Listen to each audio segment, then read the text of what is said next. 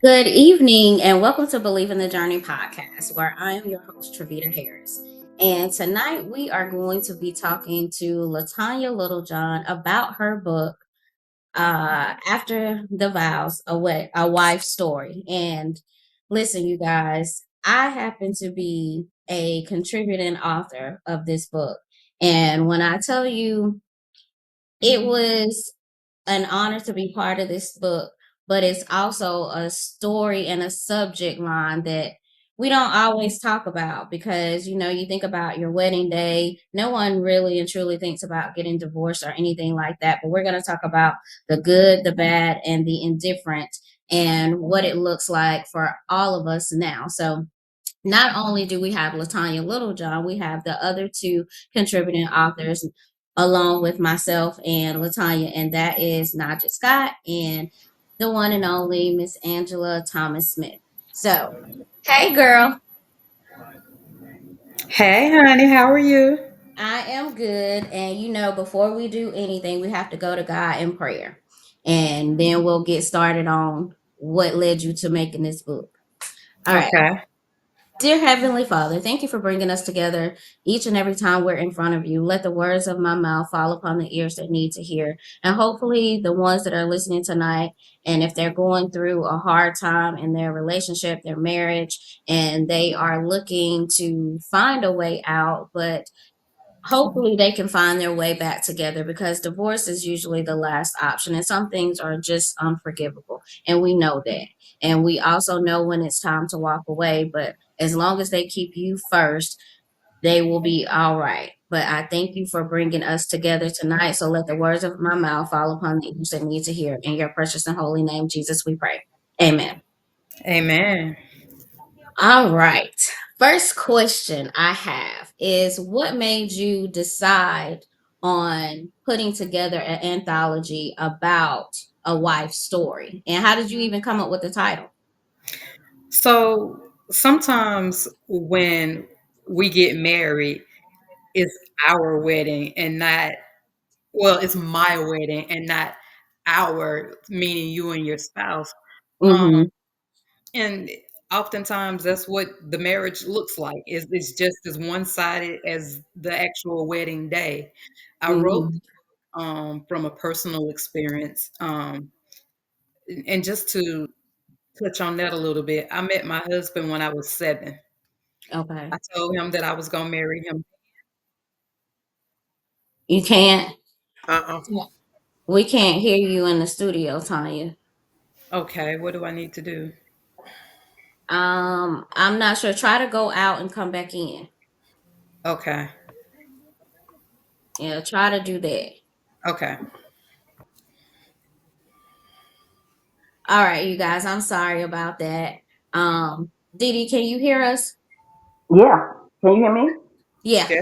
I can Okay. hear you. Angela, can you hear her? Yes. Okay. Okay. All right. Well, thank you, ladies, for being here tonight. You guys contributed to this story as well. How was it? And what made you decide that you wanted to be a part of this anthology? Okay. Can Tanya say something real quick? Something. Okay. Can you hear her in the studio now? Yes. And we can see her in the studio now. Okay. Cool. Oh, you couldn't see me before? No, it was saying you was offline. Oh, okay. Okay. Well, to run it back, I did this book because women often look at a wedding as being just their own and not hers and her husband's. And so I wanted to tell the story from a wife's point of view. Um, the beginning of the courtship, the engagement, the wedding, and unfortunately, the end of the marriage.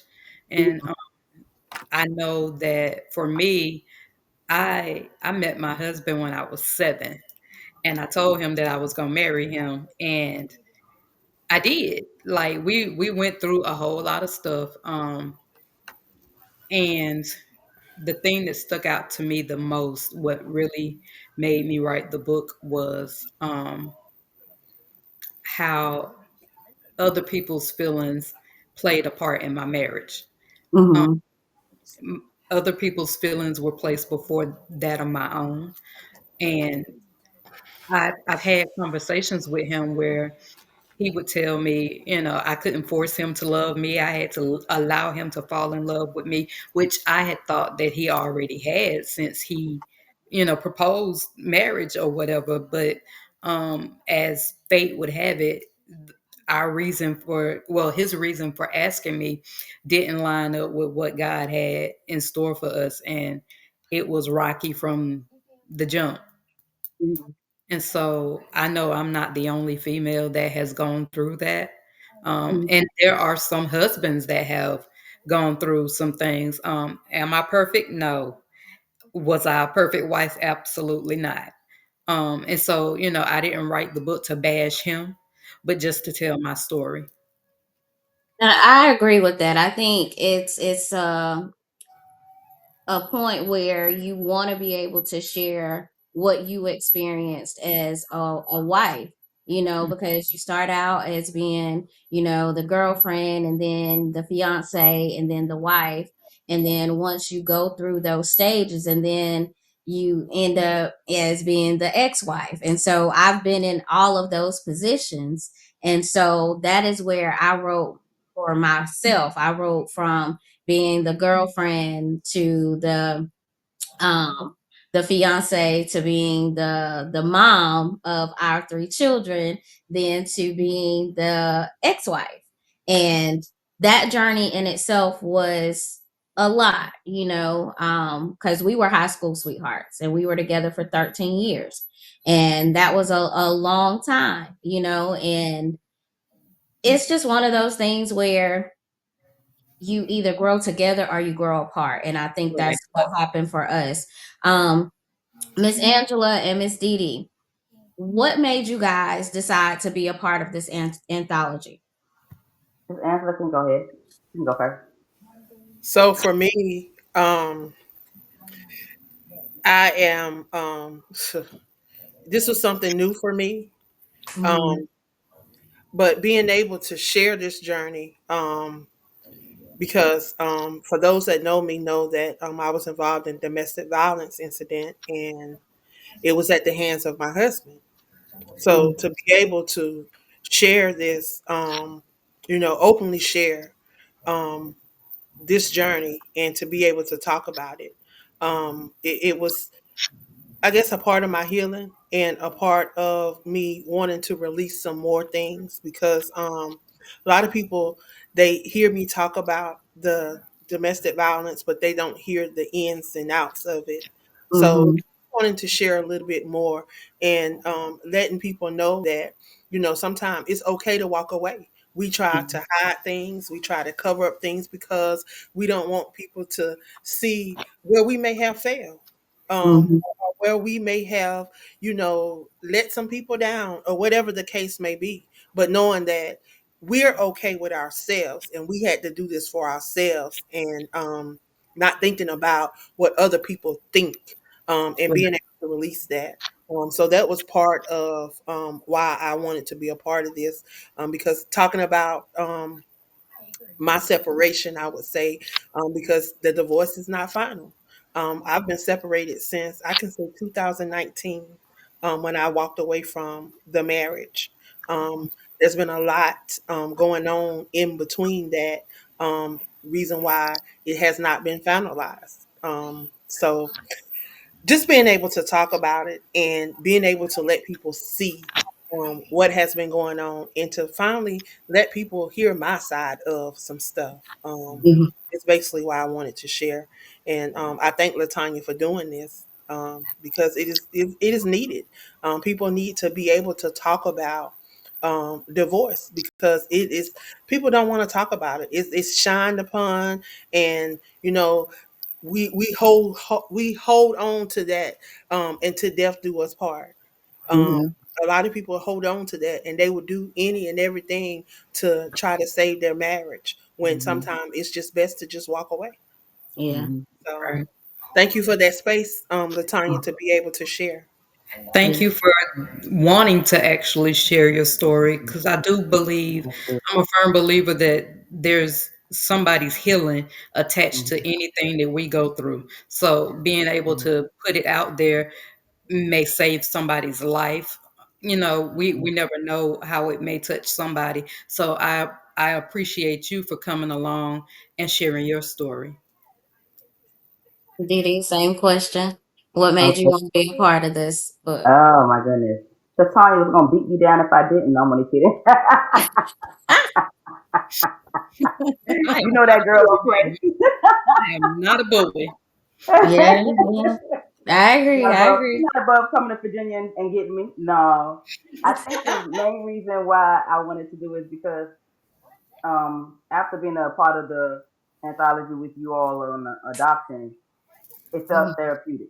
It felt healing. Yeah, And so in order for me to be able to prayerfully get my next, I gotta heal from this one. yeah. So yeah, I definitely wanted to be a part of that. I was, oh my goodness, I got with my ex husband in a very rough time of my life. My adopted mom passed, and she was my everything. Mhm. And I didn't want to lose anybody else in my life. So we were sort of dating at the time, and I just clung to him. I just stayed with him. And I think I stayed with him in a fog because I stayed with him we were almost married 21 years before I left. We were almost together for 24 years or so. And so when I left, it was a really rough time in my life. My family was going through some stuff, and I was trying to be that good wife. I was trying to be the wife that would stay by your husband's side. And I saw my parents, my mom get sick and my dad take care of her. So I wanted to be my dad. I was going to stand by his side. He got sick. I was at the hospital. I was in recliners. I was in the bed. I was wherever he was. I was there. I wanted to Mhm. be that wife until I couldn't. Yeah. Until one day in my spirit, the Lord said it's over.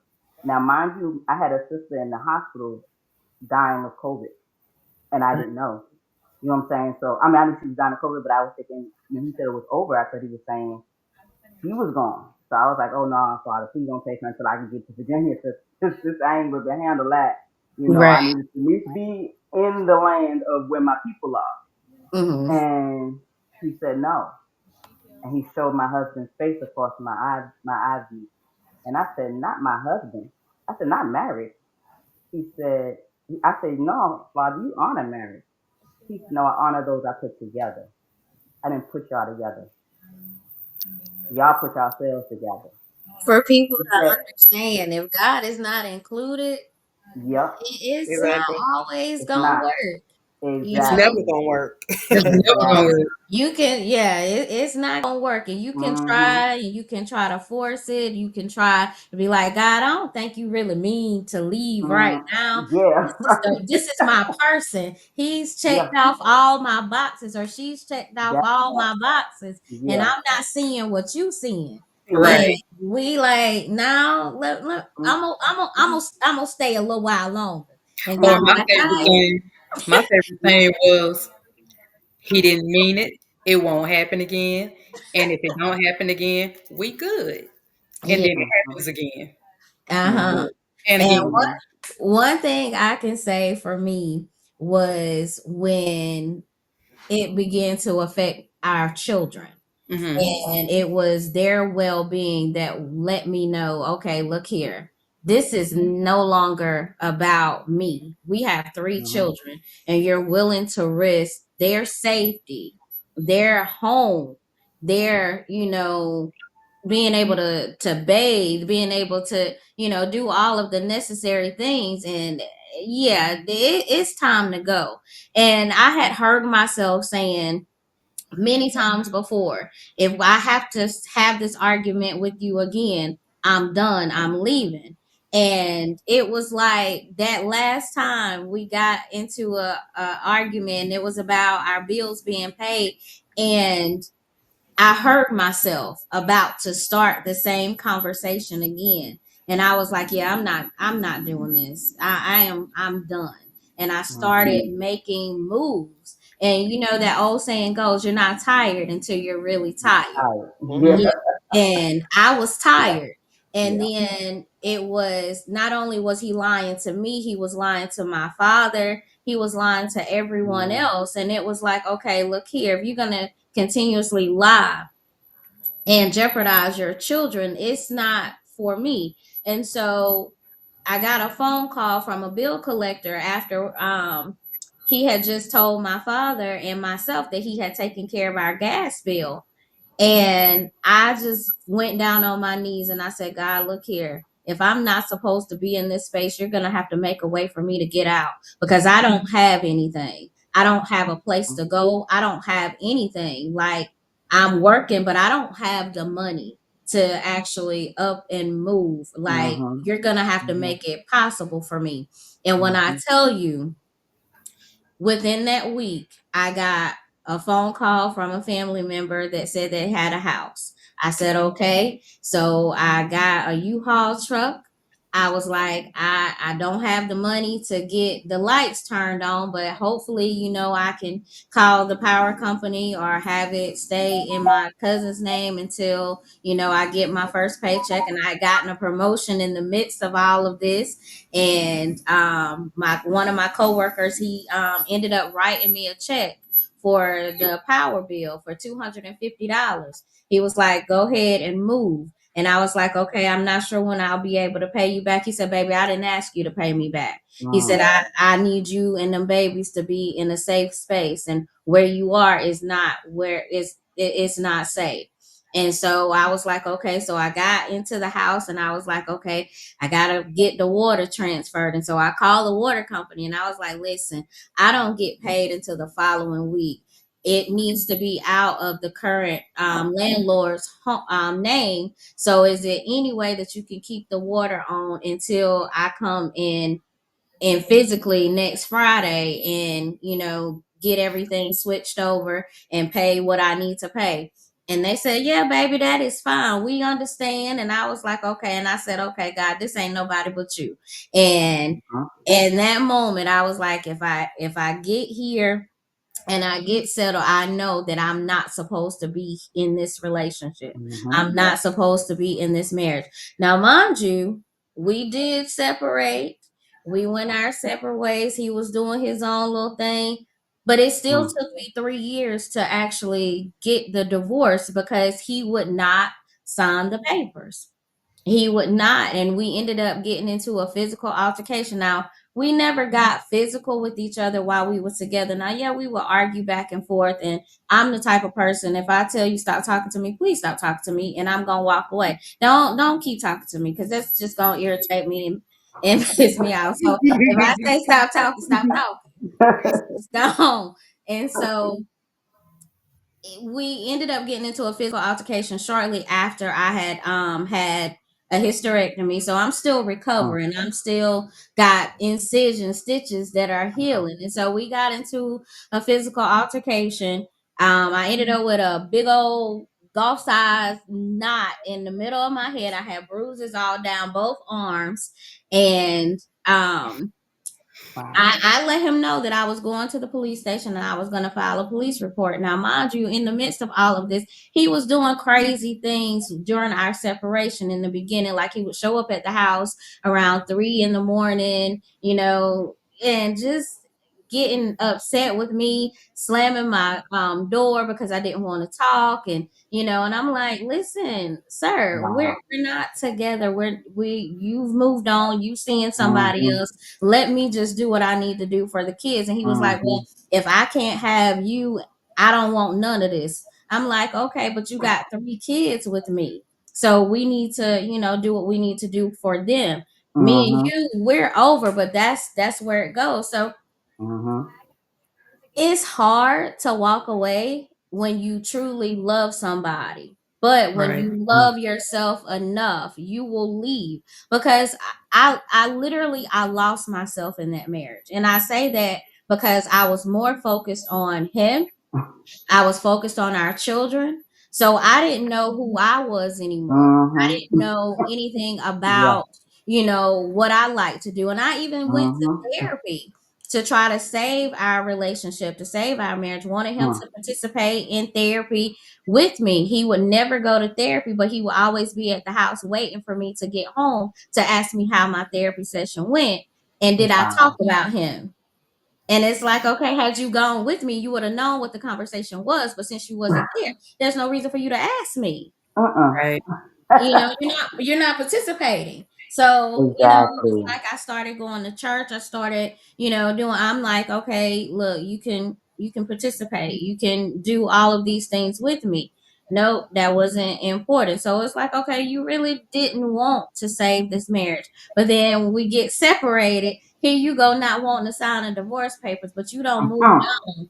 You sleeping with Uh-uh. somebody else. It's a That possibility that part. this woman's child could be yours, Uh-uh. and you Uh, don't know and she don't know because she's still sleeping with her husband also. So you uh, got all of this that's going on, but you don't Yes. want to sign the papers for me.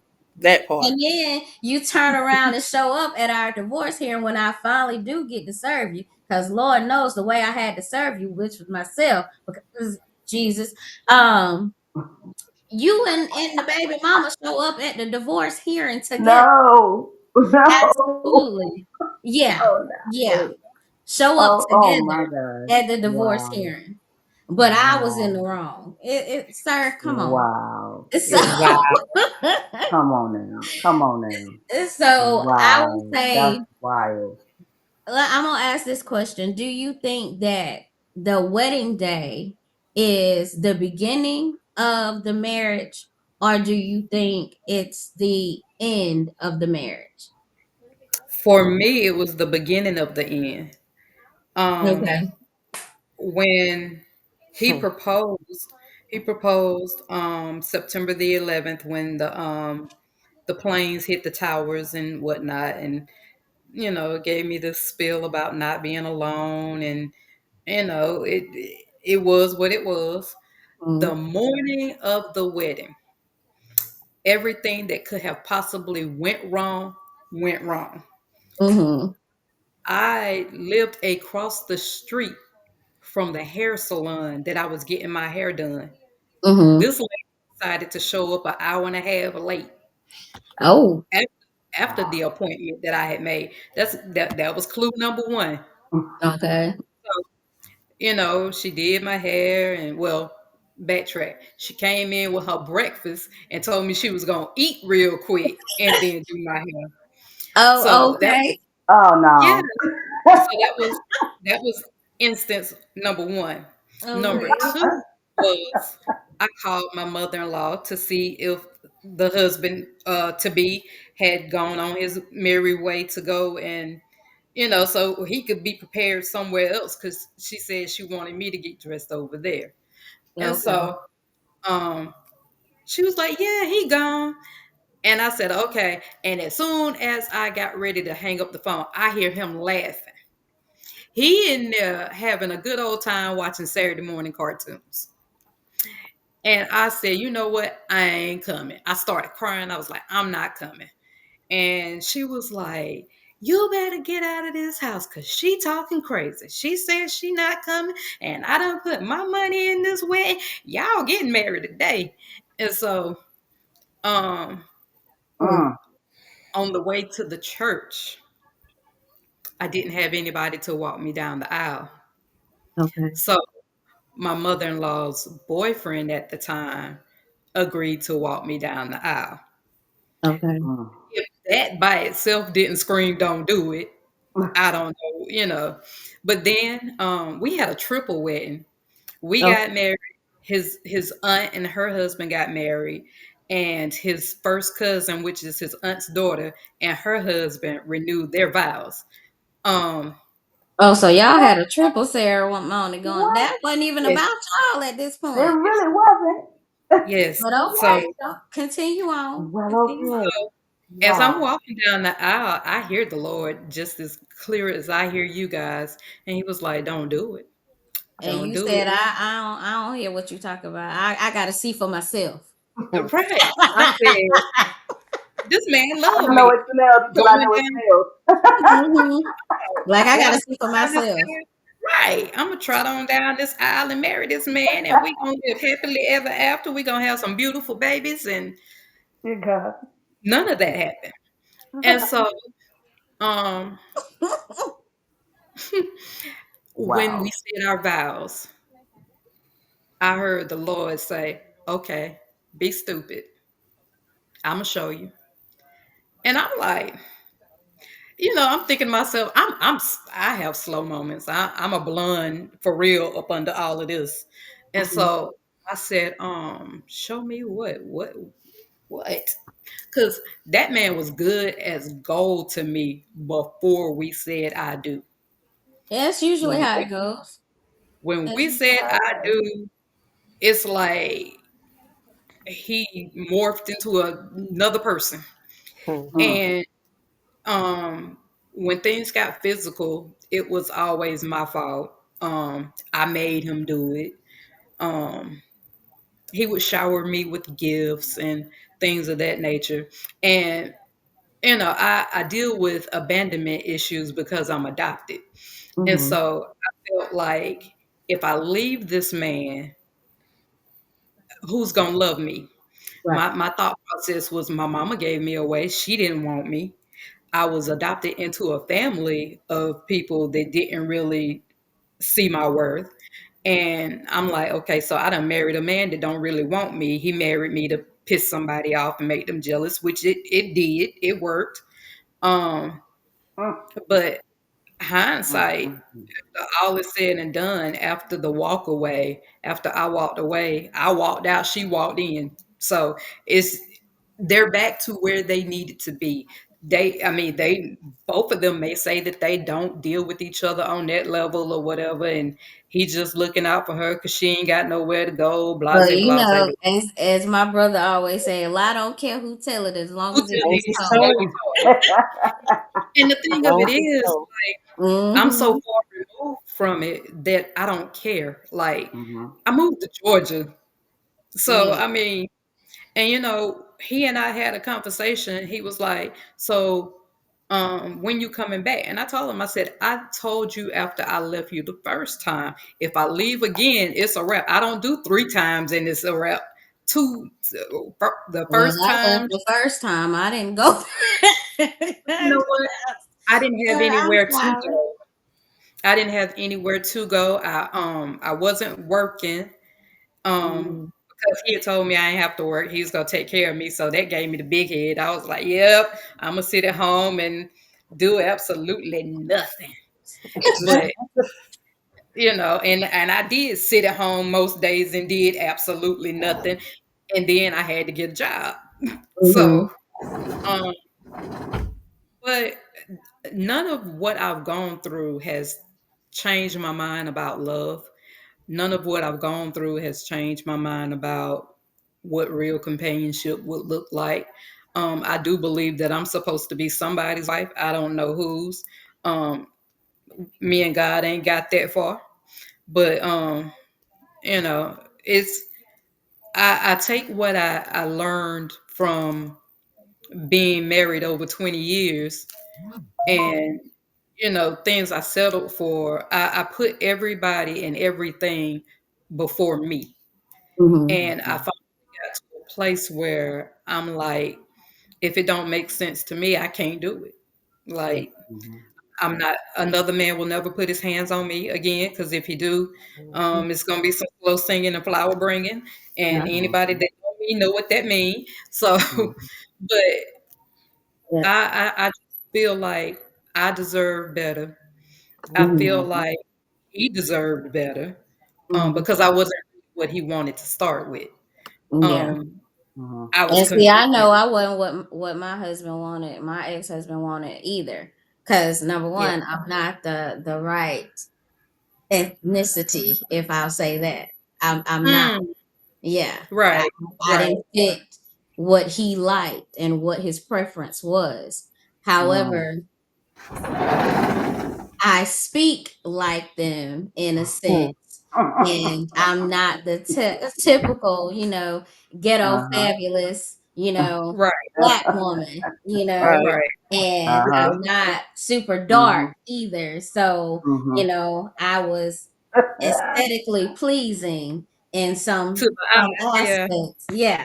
And then I had the hips and the curves and the things that, Mhm. got him. And then the way that I speak was along the lines of what he was used to, but then it Mhm. looked different. Mhm. In And a different path. so yeah, so every woman after me has been Mm. white, Mm. and so, Mm. that was his preference.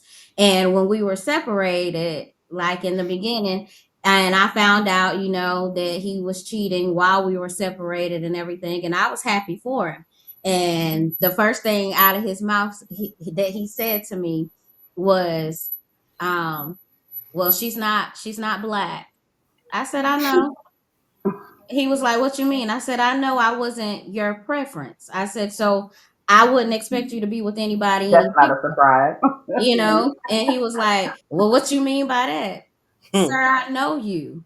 I just Right. happened to fit in the space that you had me in for the time that you had me, but I knew I wasn't your preference. That was never an issue for me, you know." And so it was just one of those things where you tend to know, and you tend to, go through Look your over own, it. yeah, and you ignore it, and you just go on. What do you think was the final straw? Like, the final straw for me was our kids, and and going through the lies and all of that. That was just literally the last thing, and it took me some time to get to a space to where we could actually be in the same room together, and me not be like, don't look over here, don't say nothing, don't breathe the same air that I'm breathing right now. I was in that space. Like, "Sir, don't breathe my air. Like, we in the same room, but I don't want you breathing the air that I breathe. So just go over there. Wait till I go out and then you come in." That's the space that I was in for a minute. Right. And so it was like, okay. And then he would tell so many lies. Like, he would say that I was keeping the kids away from him, and sir, you not even trying to spend time with them. Like, and so it got to the point where I would hear so many different stories, and that's why it's like now when I hear stuff, I'm like, okay, we on season 2, episode 4. Okay, cool. So I don't even get upset about it no more, because I don't even be knowing the stories, because I be minding my business. And so when people would be like, "Well, he said that you won't let him get the kids," okay, but you see me with the kids all the time. You see me taking them to the barbershop. That's something they daddy's supposed to be doing, right? So you're not talking to him, but you gonna blame me. Oh, okay, cool. I said, "So Mhm. whatever he telling you, that's the story." I said, "I don't want to hear Mhm. nothing else about it." So then when his Mhm. friends started confronting him about, "But you said Triveda don't let you see the kids, but I always see her bringing the boys to football practice, going to Mhm. get a haircut. I don't never see you doing none of this." So it was always, and so I'm not about to argue with you, sir. Whatever story you want to tell, we can be on season 4, episode 5. I don't care. Whatever he told you, it's new to me, because I ain't know nothing about it. It's just, when you get tired and you're ready to move on, you don't Hmm. pour all that you had into this person. You love them for who they were, not for the any expectations, but you do expect to Mhm. grow together. You expect to build together. But if you got one person on this end and the other person on the other end, and you're not finding common space, and anytime we would have a disagreement and I would express how I felt, it was always, "Well, you don't really feel like that, sir. I'm telling you, you don't get to tell me if I stump my toe How that it I don't feel. hurt. Right. Like, That part. That you part. didn't stump your toe, I did, so the pain hurts." And That so he part. would always say, "Well, I don't think so." But then when we would have a conversation, "Well, you just make me feel so stupid. I can't make you feel a way that you already didn't feel. That ain't got nothing to do with me. So if I'm telling you something, well, you always using these big words, sir. I'm using the same words and the same vocabulary that we both have read before. So it's words in the English language." Well, you just make me feel so. Sir, you went to private school. I went to public school. You've had more access to a better education than the Mhm. one that I had. So how am I Mhm. making you feel smaller than Some what kind of way. you Mhm. already feel? That's a personal issue. That ain't got Mhm. nothing to do with me. But he would always say that. That's why I don't like to talk to you. Okay, well, let me break it down to you in the most basic terms that I got. Because I don't know how else to communicate. What you did, what you said hurt. Now, if I step on your toe, will that hurt you? Yes. Okay, I'm not going to feel the pain, but I will cause the pain. Just like you are causing me Exactly. pain. I get to tell you that you caused me pain, but you don't get to tell Exactly. me that it didn't hurt. Just like Right. I can't tell you that what you did or what you said didn't hurt me. Mhm. How is Exactly. that complicated? How can you not comprehend what I'm Mhm. saying? Like, just don't talk to me then because I'm not understanding. I don't know how to break it down anything further than what I have. And you mad at me for this. But now we're in a space Crazy work. that we can still Crazy talk to work, each boy. other. Yeah. We can talk to each other. We can be in the same space together. Now, will I still call him stupid? Yes, of course. Absolutely. And he knows that I will. And so, Everybody knows that you will. Well, I and definitely I could not be in the same space with mine. I don't want to be no I don't want to be 500 500 miles within the person. To be Mhm, honest, just to be Mhm. honest, and I'm like Latanya. It was the beginning of the end. That mhm. day, At and the like day of the Latanya, wedding. I had so many signs that I was just dumb. And I could Me count it too, to the girl. same. I could count How old were y'all when y'all got married? Because I think that so plays a major part too. I was in I my was 30s. 23. I was in my 30s. I can say I Okay. was in my 30s. But I was in a place. I was in a very dark place. Okay. It was a time that so I didn't grow up around a lot of people from Anderson, South Carolina, because I moved away. So I lived in a small place called Levelland, South Carolina, which is in Abbeville County. Okay. If people know the geographics, they know that Abbeville and Anderson are two counties that sit beside each other. So I grew Mhm. up on a farm pretty much. Everybody that lived on my street was either my first cousin or my second cousin. There was no outside people. Everybody on that street was The Martins. family. It was family. Okay. Was family. They was either my grandfather's children, grandchildren, or his brother's grandchildren and children. That's all lived on our street. Okay. So I grew up in a kind of I guess you could say we were kind of cuddled. um, Mhm. we didn't have to experience a lot. But when my mom passed, I had the opportunity to go and live with my dad's side of the family. I ended up living with my aunt. So I spent about 2 years in Anderson. So it wasn't like I knew a whole lot of people there. But when Okay. I came back to South Carolina, Anderson was the place that I came. Okay. I had been living in Atlanta. So when I graduated, I went off to junior college. I actually ended up in North Greenville. I did not like it. My sister had moved to Atlanta. So when I decided that I was not going back to North Greenville, I went straight to my sister's house. I said, I don't know what I'm going to do, but I'm not going back there. Okay. Ended up getting a job at Hardee's, and every day I would come home. I didn't know nothing about no HBCUs. I didn't know nothing about Morris Brown, Morehouse, Spelman. Didn't know nothing about that. But I knew I knew I played basketball well enough to be on somebody's team. So I came Mhm. home every day, and I would call those schools. I called Morehouse. They said we are all male school. I said, oh, okay. I didn't know that. Um, a long story short, I ended up at Morris Brown College. Ended up on their basketball team. Ended up just experiencing life. Um, Went through some hardships, went through some things, ended up having to move back to Anderson, South Carolina. Okay. So I was in a real dark place. And when you're in a dark place, it seemed like everything is just blurred. You just can't Mhm. see. You can't Yep. see no farther than Cannot. your what's in front of you. You can't see Mhm. Right. down the road. So that's where I Mhm. was. Okay. Mhm. Long story short, I ended up dating this person. We dated for a short period.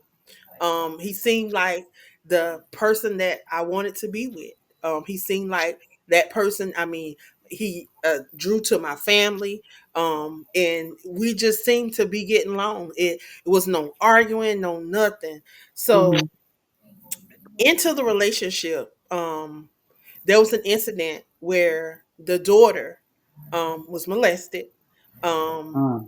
and matter of fact, if this wasn't a warning sign for me, um, I don't know what was. The day of the wedding, we were at the sheriff department pressing charges on his brother. Hmm. Oh, Oh wow. wow. So Wow. if that wasn't a warning sign, we almost missed the appointment because we didn't get married in no big old lavish thing. Mhm. We my great uncle actually married us. My grandmother's brother. Okay. Mhm. He actually married us. We had witnesses and things of that nature. Um, but it was no big old ceremony. We had a get together afterwards at matter of fact his folks' house. Um, Okay. Mm. and I tell you, that day was just it was just crazy because we spent the majority of the morning at the police station at the sheriff department, Wow. and even going into that, I had been called so many things, but a child of God, outside Mhm. of my Mm. name because that his daughter actually she actually called me and told me about the situation. Um, Mhm. she said she had told several people about this situation. No one was man or woman enough to speak up for this child. Mhm. Um, Mm. and I felt like it was my duty. Um, Mhm. Matter of fact, let me tell you how God worked. The Her track coach actually worked for me because I did a summer program where we fed low income communities throughout Greenville, Spartanburg, Abbeville, Anderson, Greenwood counties. So Mhm. he was one of the monitors that went out and monitored the locations or whatever, as a part-time job. Not only that, he was also a minister, Oh, wow. and he Wow. taught at Malden High School. He was a teacher there. He coached there. So I just one day I was just like, do y'all give pregnancy tests to y'all coaches? I mean to y'all track people because she ran track. Mhm. Well, Mm. they started calling the girls to the office. They had to take they drug tests, and with the drug test Whew. they give, that they gave them a pregnant test. Well, she come up pregnant. Oh, wow. Oh wow. So when Wow. she come up pregnant, it had to get it had to be investigated. So um Right. that day we ended up at the sheriff office pressing Wow. charges on her brother. But then 2 years later, we found out it actually was not her brother. That her and her mama had some things going on with the stepdad. Huh? Yeah. Oh. Dear So God. yeah, Wow. it was Wow. a lot. But if that was not a warning sign, to not do to not get married to them, to him, and to that family, It's because that it family. wasn't like I just married him. Yeah, Because you got when we it. said I do, it seemed like Mhm. everybody had something to say. It was always somebody got to say this, somebody got to say this. So everybody Mm. was running our marriage except for us, and that became a Mm. problem. We argued a lot. It wasn't so much of physical until that night. Mm. Until that night, Wow. that I experienced my domestic violence. But I tell anybody, watch the signs. Yeah. You know, Sit you there. still um decide to do it, but once you get in it, you got to still value yourself. You got to know your worth. You got to understand who you are, and you cannot allow anybody, I don't care who they are, to discredit your worth, discredit who you are, and put you on the back burner.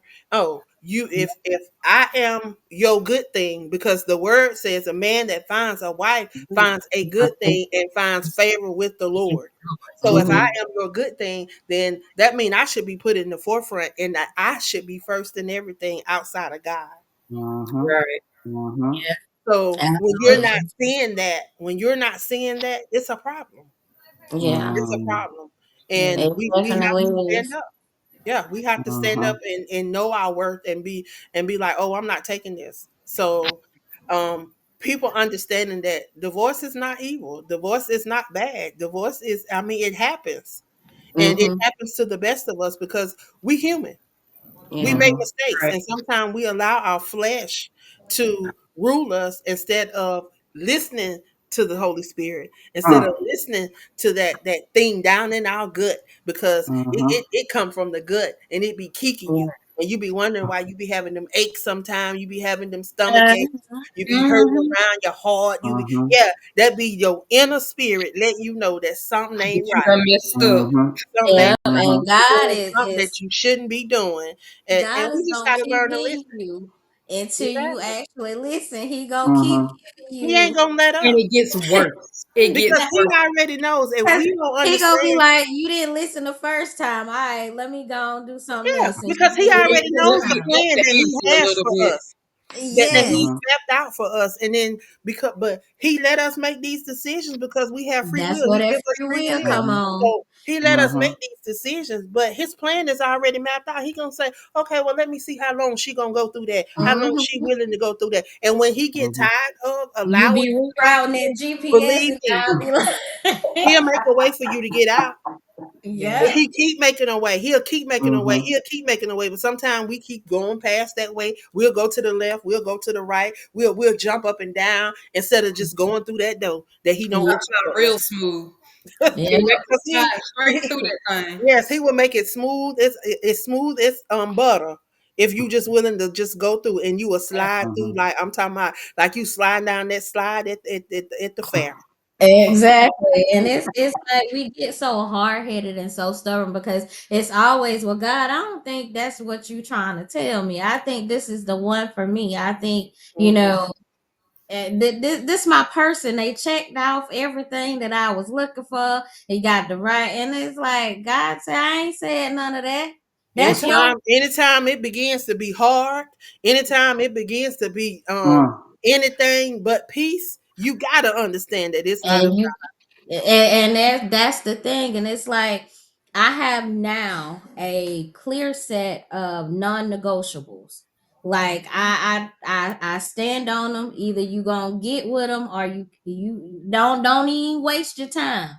Cause my negotiables are they there. Like I'm not tolerating disrespect in any capacity.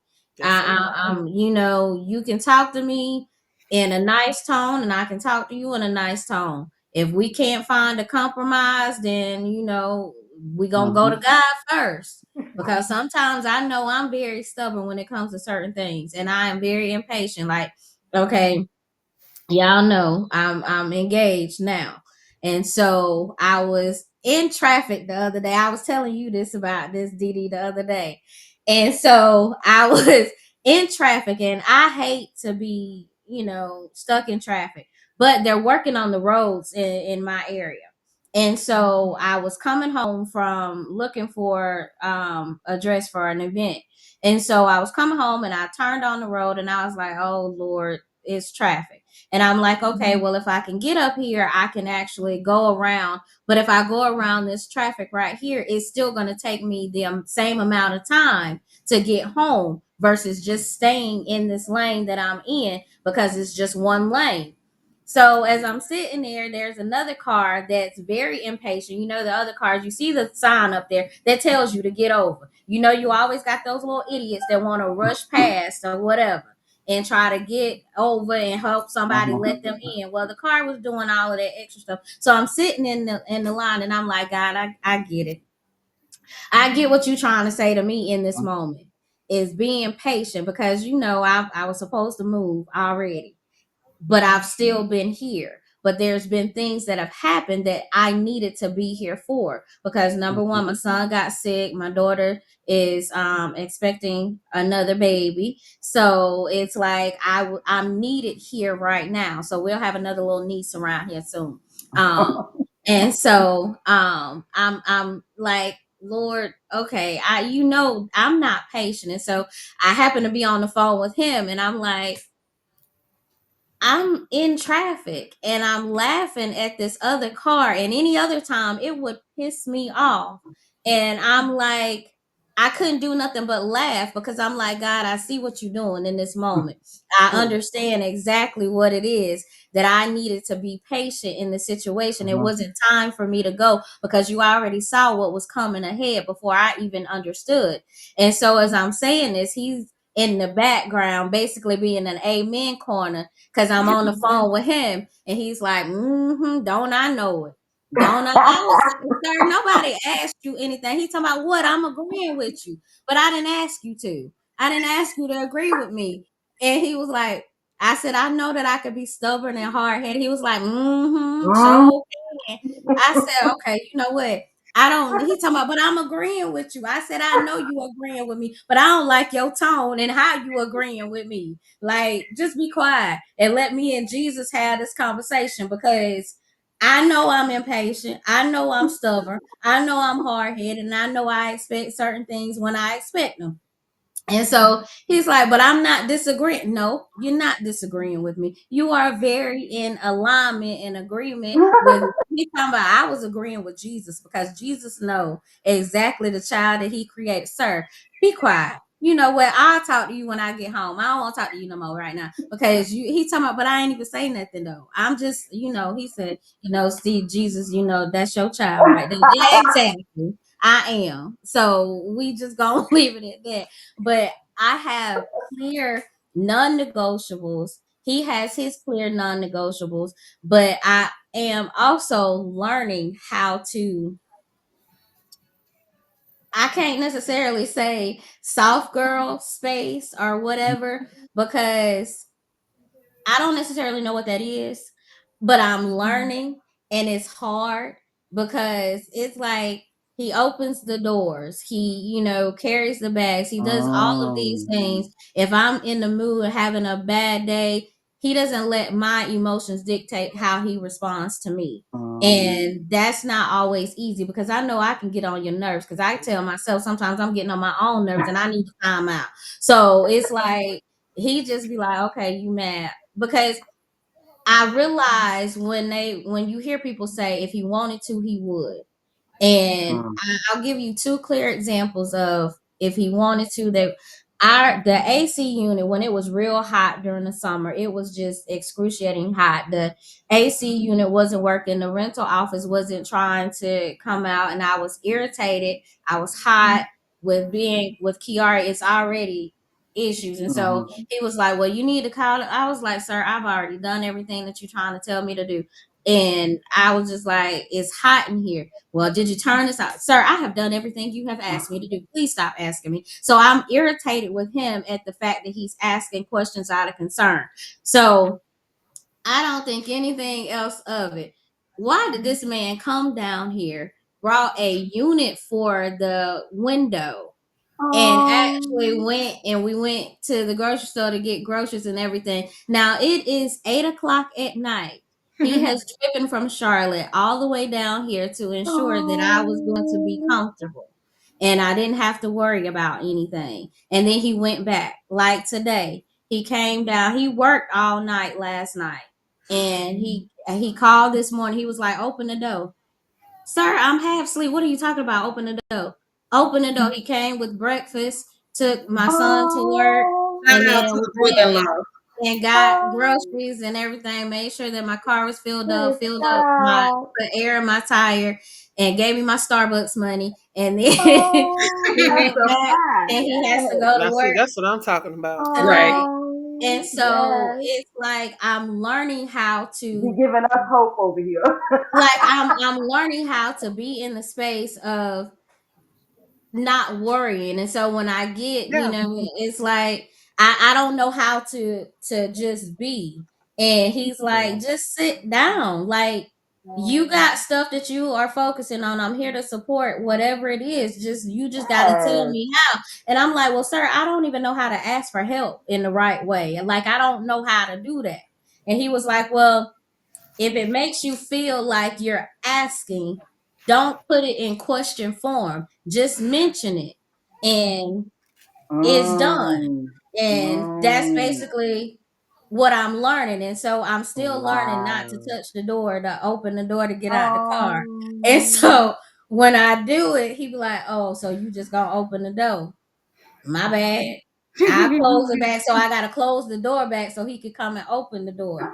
And so I'm like, Oh, I'm that's not used to sweet. that. So it's like I'm learning, and he's Yeah. like, "You just ain't gonna get it. You just hard headed." And I'm like, "Sir, it's not Mm. necessarily I'm hard headed. I've literally lived life in survival mode. And Mhm. Right.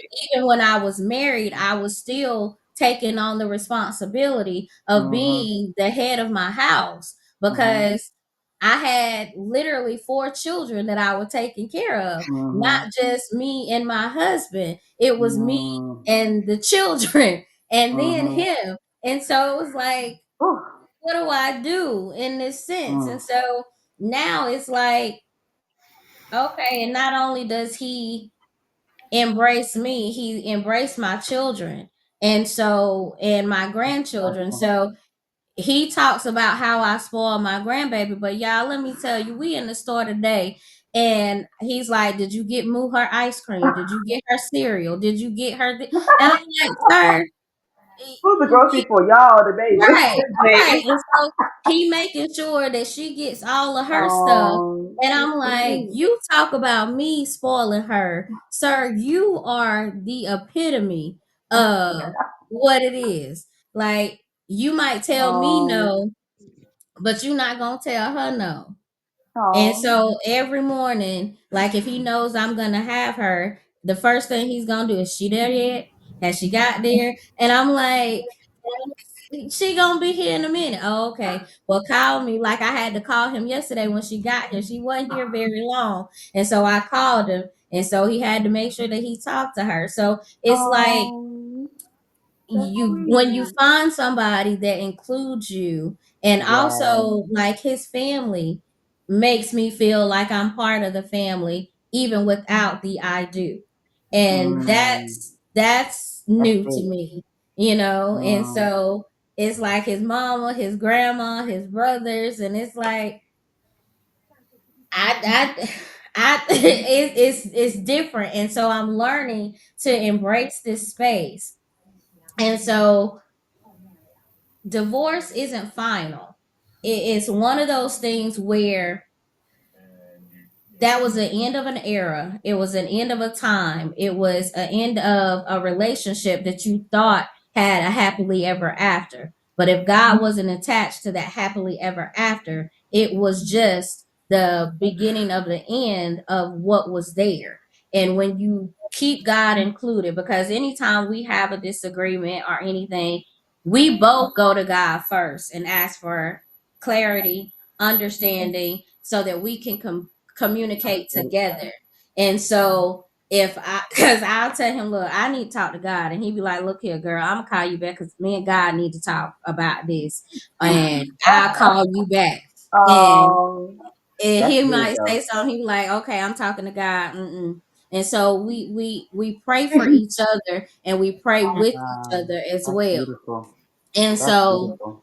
it's a good space that we have, and I'm still learning to navigate this because it's new and it's different. um Marriage is not the end goal, it's the beginning, because you are going to learn each other as you continue to build the relationship together. And most people think that saying "I do" is the beginning, but the beginning was already when you first met and you started, and the That's what. end result. That's where my Yeah, beginning started. yeah, Before the idea, I was a yeah, wife before I was even a wife yeah. because And see, that's the we thing. met in school. Both of us disabled. He was, as you would say, not the same tone, but you would hear that tone Mhm. in his voice. So Yeah, people would hear him on the phone and they thought he was, but they would hear me on the honey, phone and anytime thought I was somebody the hear other. me on the phone, they be And like, they "I think don't I'm the call some other. white Yeah, girl." yeah, exactly. The only way they would know mine is not like that is because of the name. It's like, wait a minute, that don't match up because wait a minute, she got a black name, but wait a minute, she sound like a white girl. Yeah, so he would Because have me make appointments or get on the phone because I knew how to talk. I didn't Mhm. try to, cause that's just the way I followed my mom's lead. So I would just talk, I just follow what she did. And he would just be like frustrated and kind of good about it. So when people talk to him, they thought he was, and I would say, no, he's not. They say, you lying. I said, I'm looking right at him. How can you tell me I'm lying? I'm looking right at him. He's not. So, but mine didn't start off, I didn't have any domestic issues. I think mine was more of the fact that I was harder on myself, uh, emotionally wise, meaning that I didn't really care for myself. I was a cutter. I didn't want to be here. Being adopted, I felt like no, my biological parents didn't want me, but my adopted parents did. But it's still the enemy still played on my Yeah. emotions with that. And then moving from a big city to country, you start getting teased because why? Because you're the only disabled chick. So that made it even worse. Yeah. So when I got with him, the person was already in me. It just my mom's passing just let it sit in. It just let it smoothly roll right on, and we So just kind of just listen, clicked. we can keep this conversation going all night.